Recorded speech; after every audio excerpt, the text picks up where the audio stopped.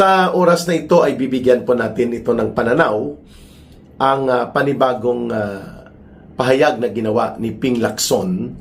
May kaugnayan po sa kanyang sinasabi na posibleng magkaroon ng destabilisasyon sa ating gobyerno dahil mayroong sumasakay daw at gumagamit sa nararamdamang frustrations ng mga sundalo. Ang tinumbok niya, mga men in uniform. Ibig sabihin po, particularly, tinutukoy ni Ping Lacson ang Armed Forces of the Philippines. Bakit po kailangang ipaliwanag ang konteksto at layunin ng pahayag ni Ping Lacson? Number one, nauna nang lumabas itong sinasabi ng NBI na may pagbabanta ng karahasan laban sa ilang mga senador at posibilidad ng assassination laban kay Senator Sherwin Gatchalian. At alam natin na ang tumbok ng unverified information na ito ng NBI ay para mabulabog ng intriga ang Senado, pero ang target na gusto nilang palabasin ay ang mga Malacanang senators. Malacanang senators. The Senate of the Republic of the Philippines, led by Senator Alan Peter Cayetano, and the Senate of Malacanang in Marcos, led by Gatchalian. Yan po ngayon ang sitwasyon sa Senado, no? Makikita natin ang tinatawag na polarization, yung pagkakahati at pagkakawatak-watak ng ating mga political institutions, ng ating mga democratic institutions dahil sa pangingialam at pananabutahin ni Marcos Jr. of the very institutions that he should have respected. Dapat hindi niya ito pinakialaman ang Senado at minaniobra. Pati ang asawa niya nangingialam, di ba?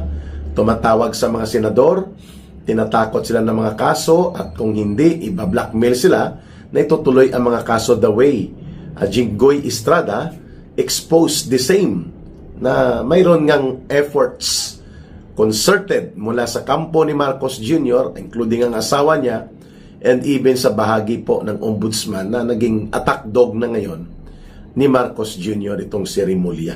Instead na maging tanod bayan o tagapagbantay ng kabanang bayan at laban sa abuso at pangungurakot ng mga opisyal ng gobyerno. Hindi.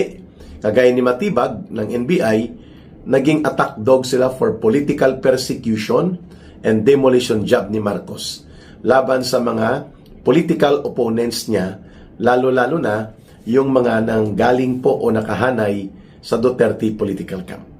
So una, yung intriga ng NBI ay unverified. Hindi po ito nanggaling sa more competent and reputable o mayroong antas ng kakayanan na talagang mag-verify ng mga intelligence or information updates kagaya nitong assassination plot against so-called Senate President by himself. Siya na naman nagsasabi na acting Senate President siya, pero hindi naman siya Senate President dahil wala nga silang quorum, wala din silang majority number as required and defined in the constitutional definition of quorum and majority in the Senate. Ngayon, matapos itong inilabas na karga intriga ng NBI, nakisawsaw din si Ping Lacson na sabi niya marami ang mga gustong gumamit o manggamit di umano ng sentimiento nitong mga nasahanay ng armed services, more particularly sa Armed Forces of the Philippines o AFP. Ngayon, sinasabi niya a day ago, nakaraang araw lang, na yung rumblings o yung pag-aalboroto ng damdamin daw ng mga sundalo sa aktibo na pagsiservisyo sa Armed Forces of the Philippines ay dahil sa nagaganap na politika sa Senado. Makikita natin ang pattern. Nauna si Matibag, nagbibigay ng mga karga intriga at unverified na mga impormasyon pero ginamit na kunwari ito ay intelligence report. Pero wala namang verification, walang validation mula sa mga competent intelligence and security agencies of the government like National Intelligence Coordinating Agency, Intelligence Service of the Armed Forces of the Philippines, or the even the Army Intelligence Regiment, no? Walang ganun. Or any reputable na nakalinya talaga at nakatoka sa pagsasagawa ng intelligence gathering, monitoring, intelligence cycle and validation upang ma-establish ang impormasyon ng tama. So mula sa intriga ng NBI, sinakyan nito ni Ping Lacson. Makita niyong pattern. At kinargahan niya na sabi niya ni Ping Lacson na may posibilidad na ma-exploit itong mga pagkagalit ng mga sundalo sa nangyayari ngayon dito sa Senado o sa ating politika dahil maraming gustong sumakay para udyukan ang mga sundalo na kumilos laban sa gobyerno. So, Ping Lacson was insinuating. Siya po ay nanunulsol at naglalatag ng pananaw na batay lamang sa kanyang diskarte. Hindi rin po ito verified, kaya siya po ay sinagot kaagad ng Armed Forces of the Philippines, lalo na ng Philippine Army. Nagpalabas ng statement na hindi totoo ang sinasabi ni Ping Lacson na nagagalit ang taong bayan, nagagalit ang mga sundalo lalo na sa hanay ng Philippine Army sa nangyayari sa Senado. Talagang idinamay pa ang intriga na ito. So nagkarga din ng intriga si Ping Lacson para palutangin muli ang kanyang walang katapusang teorya na ang mga nagpupuna at nagkakaroon ng lakas ng loob ng pagkilos upang labanan at itakwil ang kabulukan at korupsyon at mga pandarambong sa gobyerno ni Marcos at nila Romualdez ay tinitingnan niya ni Ping Lacson at dinadala sa intriga ng destabilisasyon. Instead of listening to the legitimacy, to the validity sa pagiging totoo at tama ng mga issues, kanyang tinatapunan ng putik ng intriga at propaganda ng destabilisasyon.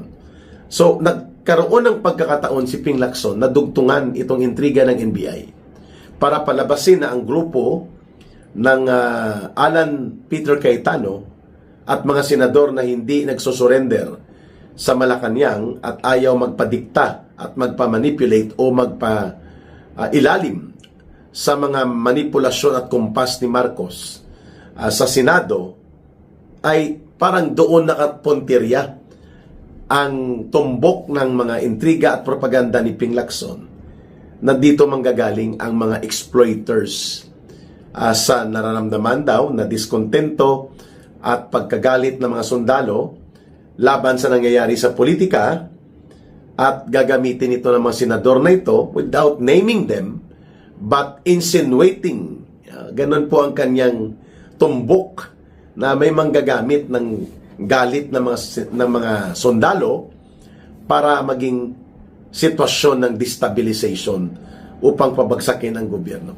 Exactly how Marcos described kung paano inilarawan ni Marcos Jr. ang Senate Blue Ribbon Committee na pinangunahan nila Senator Alan Peter Cayetano, Senator Pia Cayetano, Senator Rodante Marcoleta, Senator Amy Marcos, Robin Padilla, na Rodante Marcoleta, na nakita po natin a day before yung naturang Senate Blue Ribbon Committee na magbukas muli ng pag-imbestiga sa malawak at malalim na pandarambong at sistematikong korupsyon sa mga ghost at substandard flood control projects na karamihan ay wala talagang na-deliver, kaya nagkalunod at nagkamatayan sa baha ang ating mga kababayan dahil po ito sa 1.9 trillion pesos halos.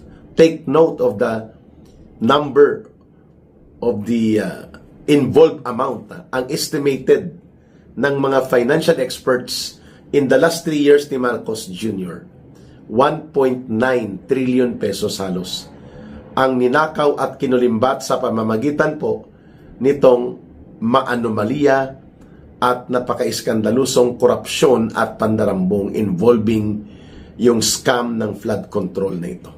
Ayaw ni Marcos yan matuloy. Dahil sabi niya, pag inimbestigahan yan, idudugtong nila yan sa akin, sa gobyerno ko, sa administrasyon ko, in order to destabilize our government.